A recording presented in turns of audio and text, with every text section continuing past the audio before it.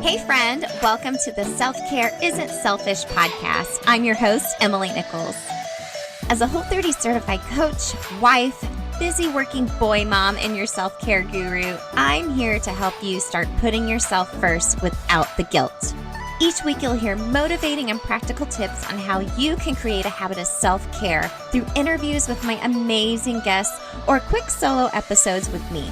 After each episode, you'll walk away with an action plan and feel empowered to implement what you have learned into your life. So grab a cup of coffee, glass of wine, or your favorite sparkling water, and let's do this.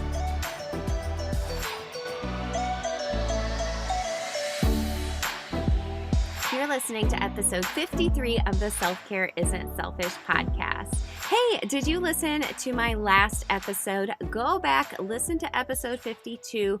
It's just a quickie tip where I am talking about the importance of connection and community. And I believe so strongly in this that I decided to create my own free Facebook community all around the Self-Care Isn't Selfish podcast. So each week we'll take the conversation from the podcast to the Facebook group to continue the conversation with each other, with everyone listening, but also talk about other things just going on in the world and having real conversations with women and just doing life and lifting each other up. So you can follow the link in the show notes to join, or just send me a message on Instagram at EmilyNichols22 and I'll make sure to add you. But I can't wait to see you inside my community and let you connect with the women of the Self-Care Isn't Selfish podcast community.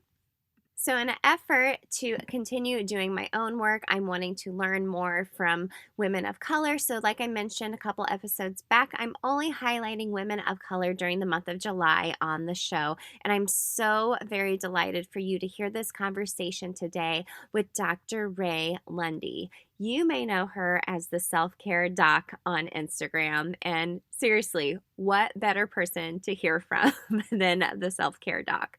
I loved this conversation. It was so meaningful.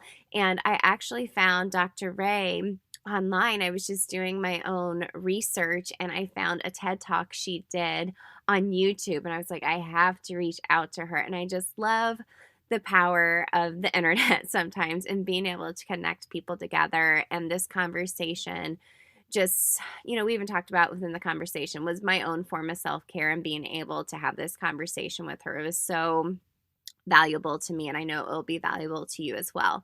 Let me tell you a little bit about Dr. Raé. So she's a licensed clinical psychologist. She's a mental health activist, a TEDx speaker, like I just mentioned, and the associate vice president for student health, counseling, and wellness at Wiley College.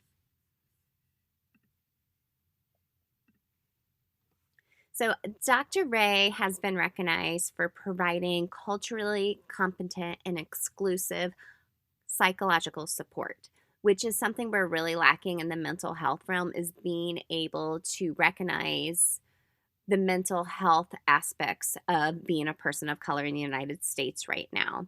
So she's particularly skilled in serving the needs of Black and underserved students through clinical counseling, training, advocacy, coalition building, educational instruction, and research. So, and as her role as the assistant VP at the college she works at, she lives out her mission to improve psychological health and well-being within communities of color by engaging in honest conversations about self-care, fostering healing dialogue, and reducing mental health stigma. So we talk about self-care, obviously, in this conversation, but we also get into what self-care looks like right now if you're a person of color, and how you can help support our friends of color right now as a white ally. So this is a really important conversation for you to listen to today. I hope you follow Dr. Raé on social media. I'll make sure to tag her in the show notes as well. And I would love it if you share this episode on your social media with your friends and family, because it's going to be really, really valuable if you are an ally right now doing your work. Like I said, it was so valuable to me. So sit back and relax and enjoy this really amazing conversation with Dr. Raé Lundy, the Self-Care Doc. All right, gang. Thanks so much again for tuning into the Self-Care Isn't Selfish podcast. I am so excited and delighted to talk to my guest today, Dr. Raé, the self-care doc. Dr. Raé, thanks so much for joining me today.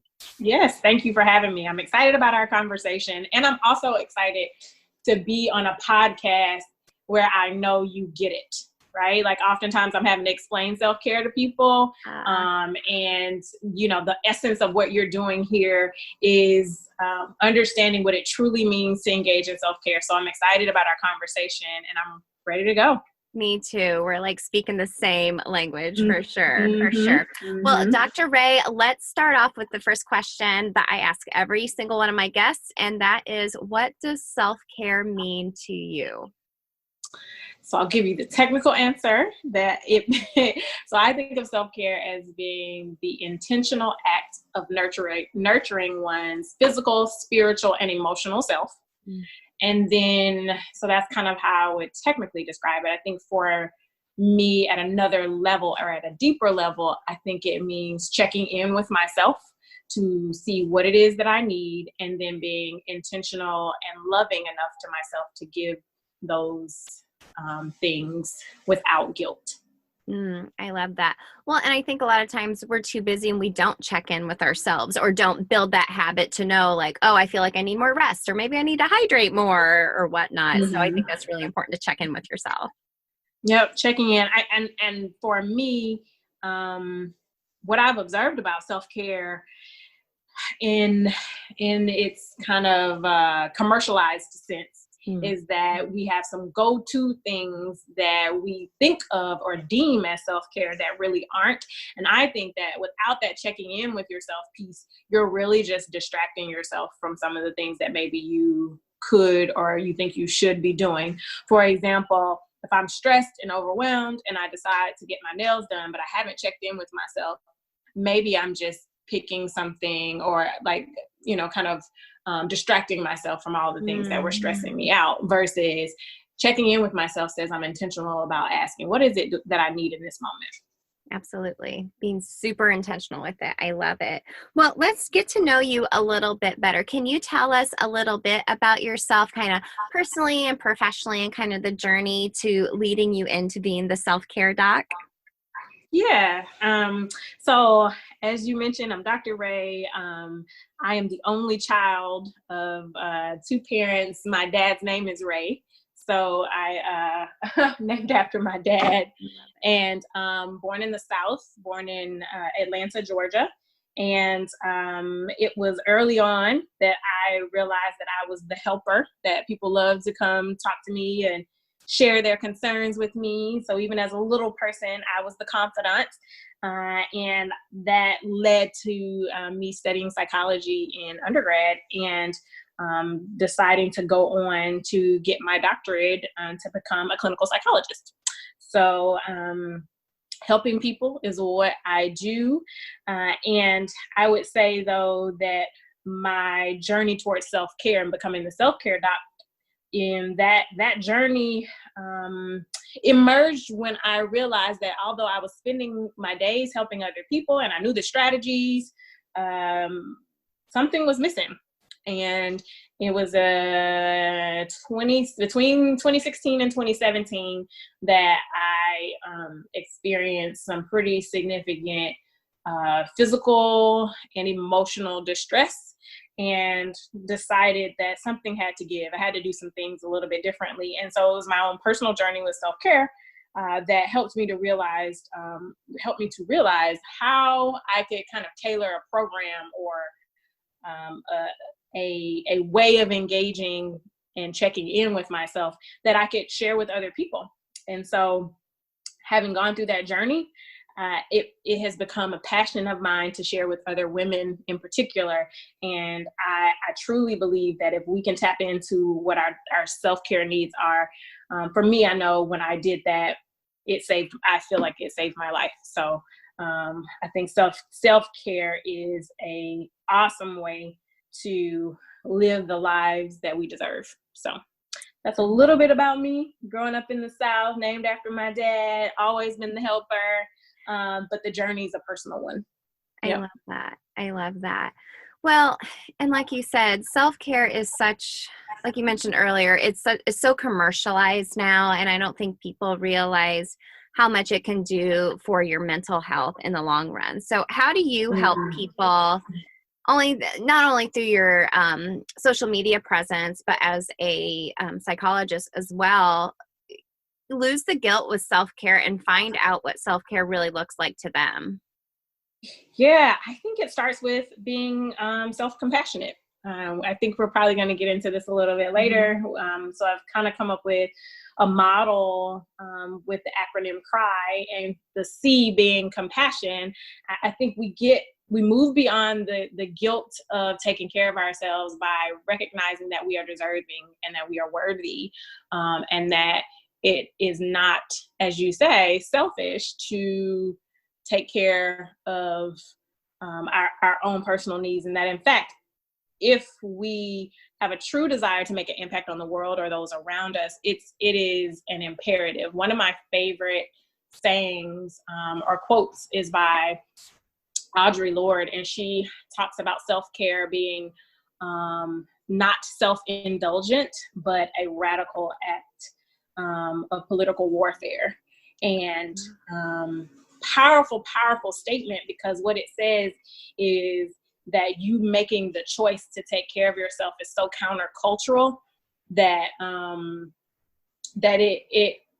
it defies the norms that we as a society have placed on ourselves to always produce, to overproduce, to constantly be kind of engaged in activity. And so we move beyond that guilt when we can recognize that it's not self-indulgent and that in fact it's a compassionate, loving act to care for ourselves.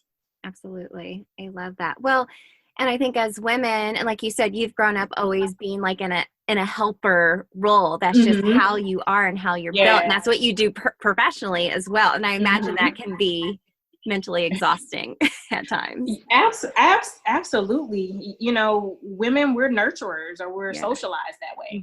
And then, so on top of being socialized to be a nurturer, then in my day-to-day, I sit with people, and my task is to hold space with them and to give them the opportunity to be their best selves. And I think for helpers in particular, this idea of vicarious trauma or burnout can be a really difficult experience to work through. And so definitely pouring into other people, it's critical that I create space to pour back into myself. And honestly, conversations like this are nurturing for my soul. So for sure.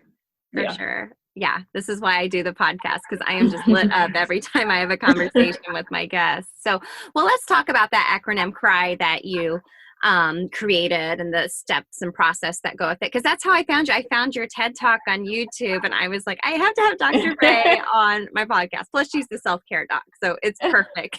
Right. Can you go through that a little bit? You already mentioned C, which is having compassion for yourself and being compassionate. Can you kind of take us through the other steps? Yeah. So we can kind of just go back to the C a little bit. I often ask my clients, we do this kind of role reversal experience where if we're struggling with something, I ask them to think how they would encourage a friend. So if a friend was feeling that they weren't doing enough, that they had missed the mark and they were not achieving to the level that they wanted to achieve, I'll ask, so how would you respond to that friend, knowing what you know about the work they've done? And inevitably, the response is I would encourage them to not be so hard on themselves. I would encourage them to recognize the things that they have done that have been meaningful, that have made an impact.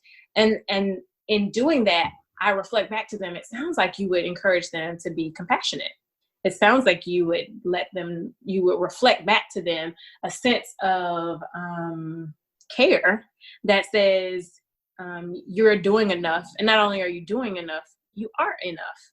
And so when I give that perspective, people often realize that we're harder on ourselves than we are on other people. Or that at least we can be. And so when we are engaged in self-critical dialogue, it can be a barrier for us to do the things that we need to do. So that first piece of compassion, if we don't do the compassion, even when we know, another way that I approach it is self-care is sometimes considered so kind of like a no-brainer. People think about it from the perspective of, oh, well, I know I should take a break, or I could take a break, but I don't have time. And so all the myths that we tell ourselves, I don't have time, I don't have the money. And yet when we break it down, self-care doesn't have to be any of those really overextensive experiences. It's the small and the little things that we do for ourselves. And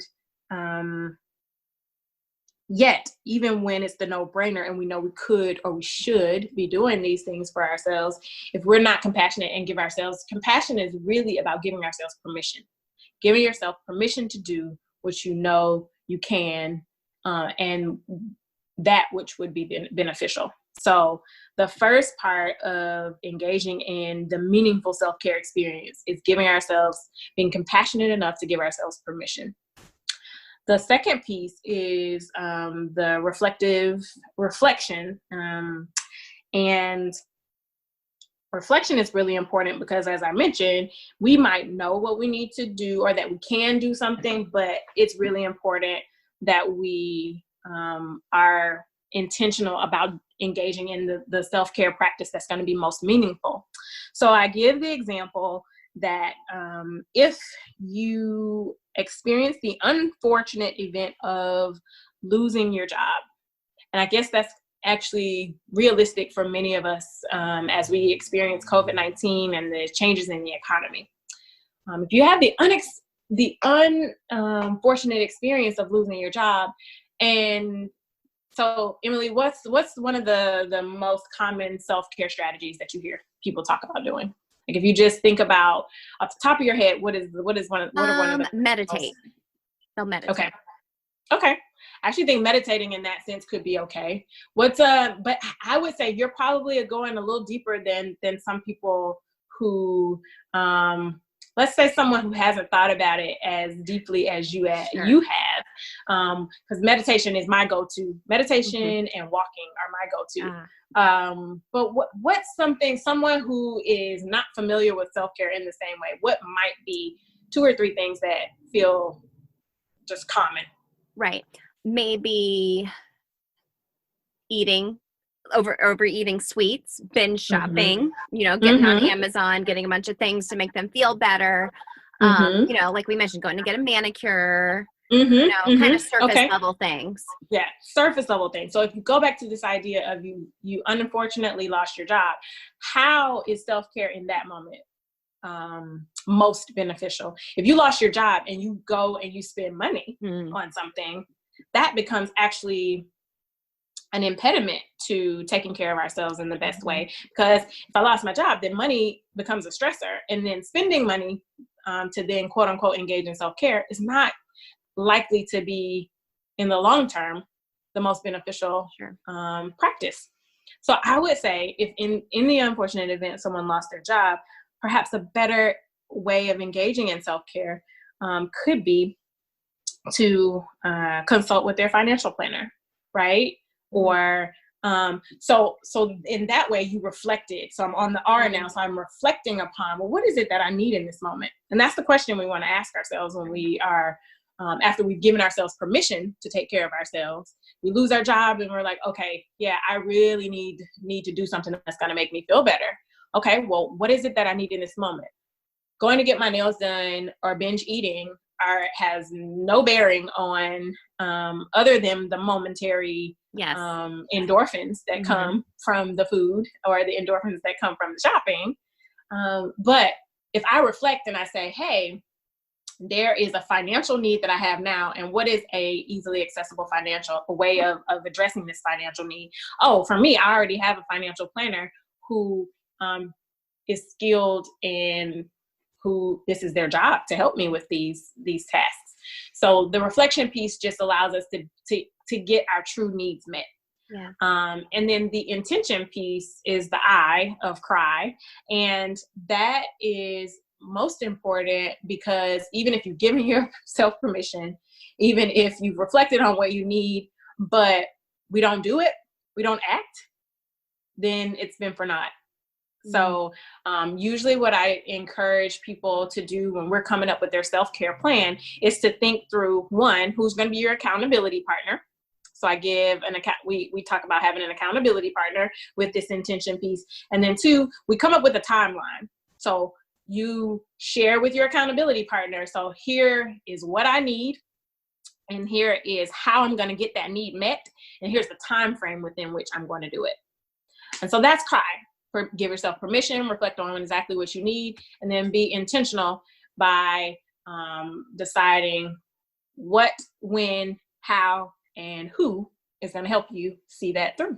Absolutely. I love that strategy, because for some people who are maybe like type A, or everything's black and white, they need a few bullet points. Even just figuring out their own self-care routine, that might bring someone comfort to be like, okay, here's what I need to be doing.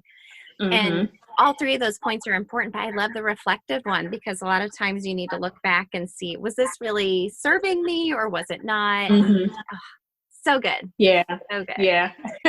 So let me ask you this.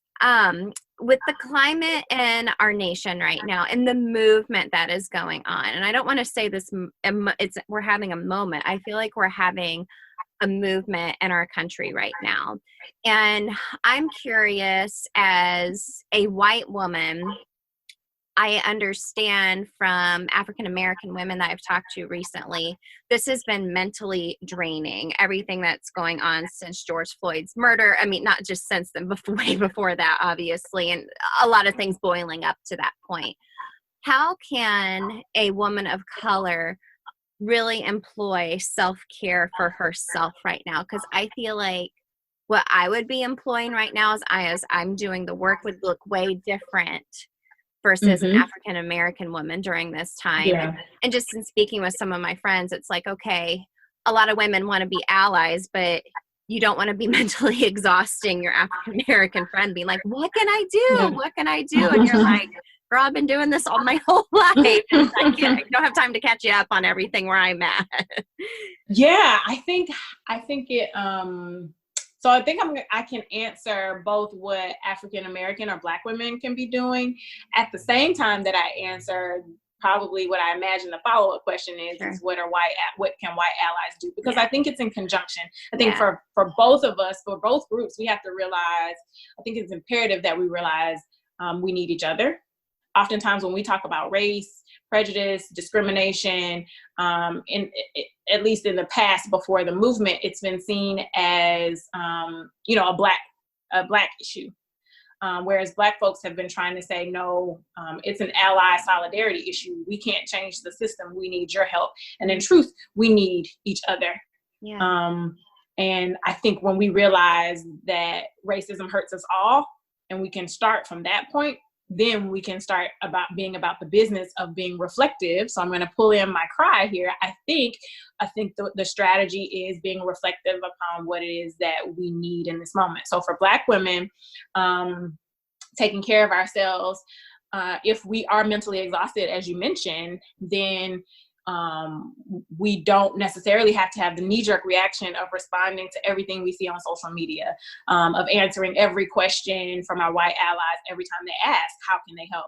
We have to be intentional about setting boundaries. So reflecting upon the boundaries we need to set and the practices we need to engage in. And so for me as a Black and movement has been, I think I shared this with you before, movement for me is critical and key to me being well. But for another Black woman, it may be that music is something that soothes her soul.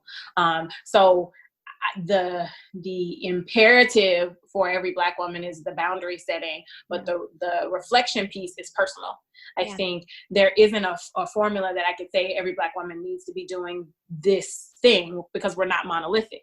We are a multifaceted group of individuals, and so our needs are different, but the parameters around those needs, which are our boundaries, are similar. And so being able to say no when we need to cut off a conversation, being able to disconnect from social media or the news, CNN or whichever news broadcast you're watching, because for Black folks in general, not just women, the long-term trauma of systemic oppression and racism can be damaging to our souls. And we've long since experienced our bodies not being valued as human. We were 3/5 of a person. Right. And, at one point, so people talk about slavery being so, such a distant thing. But for Black folks, if you're familiar at all with trauma work, when you've experienced a major trauma, it can be passed down generationally. So if someone, if my great grandparents were enslaved, that survival instinct, the fear, the idea of not having a place to rest my head, like all of those things kind of can be passed down generationally, and they impact us. And so being able to set those boundaries and being able to engage in the radical act of political warfare that I talked about with that quote I gave you earlier, of caring for ourselves. I think self-care is at the root of what Black women need to be doing in order for us to continue in the movement. I don't think you can have an effective, I don't think Black women can be effective to their families, to themselves, to their communities, to their white friends, if we don't engage in self-care. How's that saying go? Oh yeah, all things are possible with coffee and mascara. Well, that's certainly true for me, and I love to have my coffee every morning after my workout, and I don't really leave the house without mascara. So my fellow blondies, I know you feel me on this. But gang, check it out. Having my coffee every morning is part of my self-care routine, and I always take my coffee blended with nut pods and coconut oil. So nut pods is a dairy-free creamer. It's made from a blend of almond butter and coconut cream. I love the French vanilla flavor. It's my favorite. It's super yummy, super smooth, but even better, it's Whole30 approved. So gang, head on over to nutpods.com and use the code EmilyNichols22 to get 15% off your first order of Nut Pods. That's EmilyNichols22, EmilyNichols22. And let me know once you receive your Nut Pods what your favorite flavor is and how you take your coffee. So remember, just head on over to nutpods.com. But as I mentioned, we've got to each reflect individually about what it is that we need. And I mentioned, like I said, movement helps me, but I'm realizing honestly that the longer this season of the movement lasts, I've got to ramp up my self-care, because walking and movement, at one point it was once a day, now it's twice a day. Now I'm going to have to also engage in social connection, and that's hard with COVID-19, and we've been quarantining. So I think what I'm saying there for Black folks and for our white allies and all of us is that self-care during this time has also got to be fluid, because what we may need in one season or one time period, we may need to intensify or to increase or to shift in a way. Absolutely. I know when COVID-19 started, self-care for me, because I'm a helper, everybody was in shock about COVID-19, and everybody wanted to talk about the mental health aspects of COVID-19. And I had to set boundaries for myself for 2 weeks, and I couldn't talk about it. I just had to take care of me. Sure. So I think similarly for the movement, the Black Lives Matter movement or just dealing with racial injustice, Black folks and Black women in particular have got to recognize that taking care of ourselves is imperative, and it's fluid. It's imperative, it's personal, and it's fluid. Those are the 3 points I'd give you from what I just shared. That's amazing. You know what I've really learned over the past week, Dr. Raé? I told you I work for a mental health organization, and we've been talking about how we can be even more anti-racist as an organization, but we also went through some training this past week and talked about how to be more trauma informed. Yes. And that really was just a light bulb moment for me, because I don't have that trauma growing up as a white woman, as like you said, it could have been passed down generationally through family to you. It could have been the science behind it is epigenetics. So if any of your listeners are familiar with epigenetics, essentially we live in an ecosystem where all the moving parts, and so it gets in our DNA, the ways in which we respond to trauma. And so our epigenetics tells us that I'm not just, when people talk about the bootstrapping concept of, well, we all, I'm working hard, I had to pick myself up by my bootstraps. Well, we're not starting our race at the same place, because my genetics say I come with some different stuff. Yeah. And then if I go back to what I said about compassion, compassion would mean, for me personally, that I give myself permission for some days, if I'm triggered by the police car that just rolled by my house, I'm compassionate enough to say that I need to take a moment, and what I need is to self-soothe. And like you said, as my white ally, you may not have that same reaction to the police car that just drove by, because you didn't have that lived experience. Yeah. Well, what can we do to continue to be allies during this movement and beyond? I know you had a couple of books to recommend to the audience. Yes. So I think the first thing, I'm so a willing, open spirit and a heart is where I'd say we want to start, right? Like how we approach something makes all the difference, because how we approach it influences when we make a mistake, how we recover from that. And so I say when we make a mistake, because we are going to say the wrong thing maybe, and we can't be afraid of that. I think that's one of the most challenging things about talking about racism, is that we're also busy trying not to offend. Right. Particularly when someone wants to be an ally. They don't want to say the wrong thing. Right. I think you got to come with a willing, open spirit and a heart to know that we're probably going to say something. And so as Black folks, we need to be open or as much as we can, but it's also equally and perhaps more important that you all know that that there's some responsibility as allies that you have. It's not our responsibility to completely do the educating. As easily accessible as some of the anti-racist strategies are, I would encourage our white allies to start by doing some of the initial work around even just nomenclature. Start there for yourselves before going so quickly to your Black friends or those in your community to say, well, what is it that you should do? Because some of it is it's easily accessible, and it's the personal work that you have to start. So the difference between a microaggression, if any of your listeners are familiar with, and then the difference between discrimination and prejudice and racism. So those are some basic things that sometimes we use prejudice and discrimination interchangeably, or we say racism versus prejudice. So being clear about that nomenclature and doing some of that work on your own, because what that says is that you truly want to change inwardly versus just putting a Band-Aid on it. And I can be honest with you, some of the changes we've seen in recent weeks, while it's great that the names of streets have been changed and we painted on roads, Black Lives Matter, but those can feel like surface things if we aren't committed to doing the real work. So it can also feel kind of like a slap in the face to say, well, what should I do? when some of those basic things that I mentioned are easily accessible. So do the work, come with an open, willing heart, mind, and spirit. Do some of the work yourself.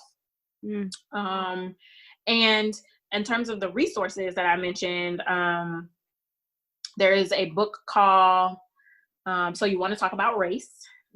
That's the name of the book. So You Want to Talk About Race. And it's written by, let me make sure, Ajiamo Aluo. And it's spelled, her last name is spelled Oluo. And so that's one really, it's a New York Times bestseller, again, easily accessible. You don't even have to completely type in the name of the book, and Google will bring it up for you. And then there's another, How to Be Anti-Racist. And that book is written by Ibram Kendi. And Ibram X Kendi.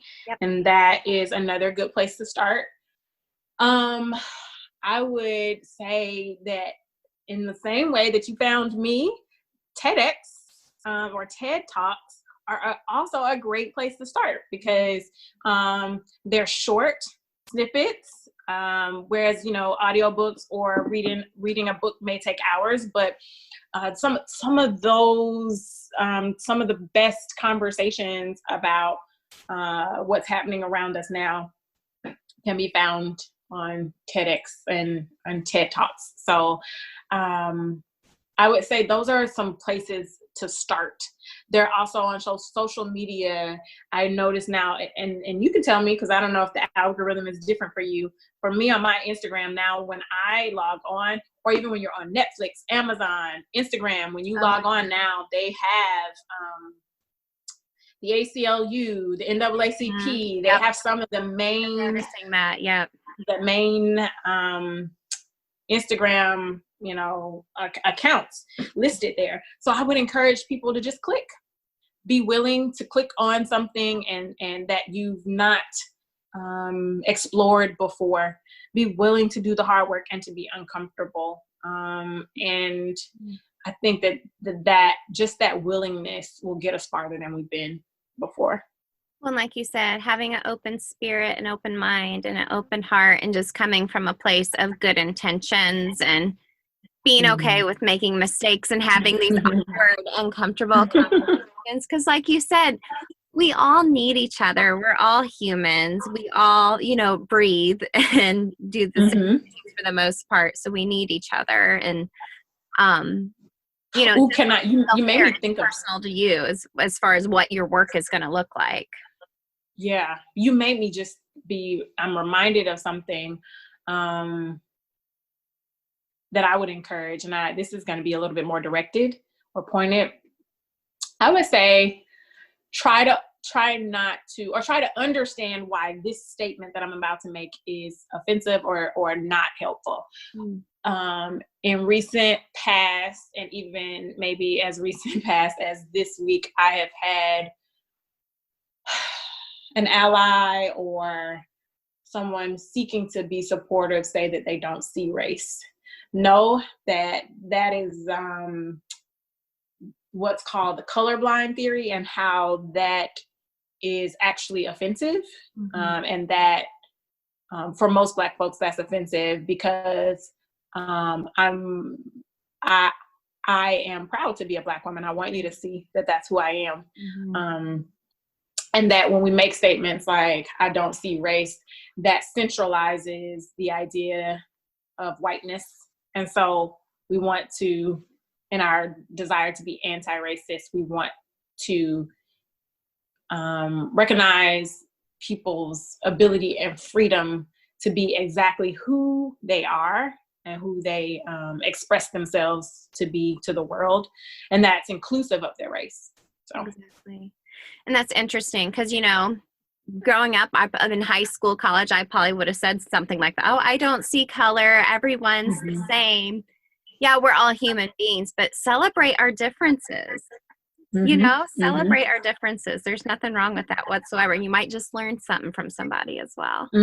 I think it's in our differences that we not just might learn something, we absolutely will learn something. And that's how, I think that's probably what has made, this is a little, in terms of making America great again, what made America great was our melting pot, our capacity to appreciate, uplift, I say our capacity because I don't know if we've ever lived it out truly. I don't know if that's ever been the lived experience for Black folks.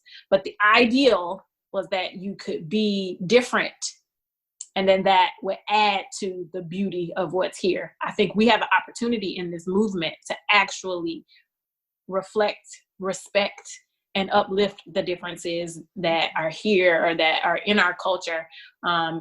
And when we think about Black Lives Matter, we want to emphasize the silent two at the end of that. So Black Lives Matter, really, if you want to explore that phrase, Black Lives Matter too, or also not that white lives don't matter, but all lives can't matter if Black lives don't matter too.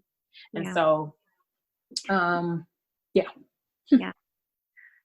Dr. Raé, thank you so much for this conversation. I feel like I could just talk to you all evening, but I want to be respectful of your time. Yeah, I appreciate it. I was trying to find, so my email signature is a quote that I think speaks to our conversation that we were just having about diversity. And I want to leave your listeners with the, just the thought, and I guess as you can tell, one of my favorite, Audre Lorde is one of my favorite. She talks about self-care, and in doing that, I think it's been liberating for me. And one of the things that anyone who emails me will get to see, it's not in our differences. It is not our differences that divide us. It is our inability to recognize, accept, and celebrate those differences. It's one of my favorite quotes from her. And then the next and final quote on my email signature says, "When I dare to be powerful, to use my strength in the service of my vision, then it becomes less and less important whether or not I am afraid." And so as we continue to have these conversations, let's not be afraid. Let's face the fear. And I think in doing that, we'll be able to better take care of ourselves and each other.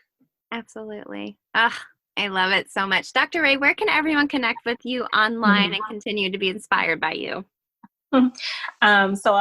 Really easy. So on Instagram, it's the Self-Care Doc. So TheSelfcareDoc. And my website is www.theselfcaredoc.com. And you can reach out to me via email at theselfcaredoc@gmail.com. And Facebook is Dr. Raé. And if you want, please check out the TEDx that you mentioned. I'll make sure to include a link in the show notes. Like I said, That's how I found you. And I was just like, man, I have to have her on the show. And I'm so glad we connected. So and starting in the next few weeks, if people start following me, I'm going to be having weekly self-care talks. So I'll be posting more information about that. I did post today on Instagram that I found actually 2 years ago when much of my own personal walk with self-care, I guess it's actually like three years ago now. I went through this metamorphosis, and then I had business cards made that reflected kind of what I wanted to see. And I actually lost the business cards, and I just love these business cards. I'm like, oh my gosh, where did they go? So I found them. I was cleaning up, and it was one of the most powerful reminders of almost just like getting back to yourself. And so there's a vision I have for the Self-Care Doc that will include books and more talks and individualized self-care planning. And so those are things that people can expect. And I'm excited about being able to provide that for my clients in the future. So reach out and anyone who's needing support, just let me know how I can be Oh, there, wonderful. and I'm happy to do so. Great. I'll include links so everyone can connect with you in the show notes. And I know I'll be following along for your self-care talks as well, because Yes, I certainly have yes, learned a lot from you in absolutely. this short amount of time. So Dr. Raé, thank you so much. Thank you. I really appreciate you reaching out, and I can't wait to engage more with you and those in your community, those of your listeners. I can't wait. Thanks again. Thank you again, Dr. Raé, for coming on the show, for sharing your wisdom and your heart with us. It was truly an honor having this conversation with you. And if you all can go over to the Self Care Doc to continue to support Dr. Raé and the positivity she's putting out there in the educational materials in regards to self care and being a person of color right now in the United States, go and find her, support her, and follow her. So, as you know, I always share my 3 biggest takeaways from my conversations with my guests. So, let's get into those right now. So, number 1, it's okay to cry. CRI. If you look up, and I'll make sure to include it in the show notes, like I mentioned, Dr. Raé's TED Talk. She talks about, like I just said, it's okay to cry, and that's an acronym CRI, meaning in regards to self care, the C, having compassion for yourself, the R being reflection and, thinking about what would be most meaningful for your self care right now. And I, the intention behind it. What are you hoping to get out of it? This is a really important acronym for you to remember. Like I said, I've linked her TED Talk within the show notes for you to go watch the whole thing. It's not very long, but it's definitely very impactful. And I hope you really take to heart that it's okay to cry. Number 2, as you continue to do the work, if you are a white ally for your friends of color right now, don't exhaust your friends right now who are of color. Just don't. Like I mentioned in some previous episodes, there's free information online. You need to do the research yourself and just be there to support our friends of color. Really just be there to listen, ask how they're doing, and just be a listening ear. You don't have to, spill all of the facts of all the research and work you've been doing in regards to racial injustice. How about you just take action instead of just telling them all about it and exhausting them? Our friends of color right now, like Dr. Raé mentioned, it's really important for them to set boundaries, but it's really important for us, as if you're a white ally, to respect those boundaries. So continue doing your own work, do it on your own, but be there to support your friends of color at this time. Don't exhaust them and ask them to educate you. And lastly, racism is trauma. And this is something I've really come to learn more and more about over the past month. And listening to Dr. Raé and how this trauma can be passed down generation to generation, the feeling of fear, the survival instinct, and how it can just impact generations to come. Like she mentioned, we're all coming from different points of view in life, but when you're starting out with that point of view that's just been passed down to you generationally, it's going to be really hard to overcome that. So I think it's really important for us to understand that some of our BIPOC friends are coming from a place of trauma, and just to be there for them as a human to human, loving on each other, I think is really, really important right now. Like we mentioned at the end of the episode, recognize our differences, be proud of who you are, but recognize those differences and be willing to learn from each other. That's not so hard, right? It really, really isn't. So, Dr. Raé, thank you so much again for this important conversation. It lit me up to talk with you and get to know you a little bit better. And I know you're doing amazing things with your work as the self-care doc. So Dr. Raé mentioned a couple of books within the podcast. The first one, So You Want to Talk About Race, and the second, How to Be Anti-Racist. I have included links for those in the show notes if those are books you want to check out. I know I will be as well. And like she said, it's the quote she left from Audre Lorde, which I just really, really loved. She said, it is not our differences that divide us, it is our inability to recognize, accept, and celebrate those differences. So, as you continue to do your work, as we continue to support each other, let's continue to support and celebrate the differences and what makes us all so unique and so beautiful. So I'd love it if you would follow along on Instagram at EmilyNichols22 or at Self-Care Isn't Selfish Podcast to continue seeing what's going on behind the scenes. Take a screenshot if you're listening and share this. Tag me and Dr. Raé so we can see what you've taken away from this episode. And join me over in my free Facebook group. Again, it's linked in the show notes so we can continue that conversation together over there and just do life together. I can't wait for you to hear the rest of my guests for this month. I appreciate you being here. Lots of love to you all. And remember, self-care isn't selfish.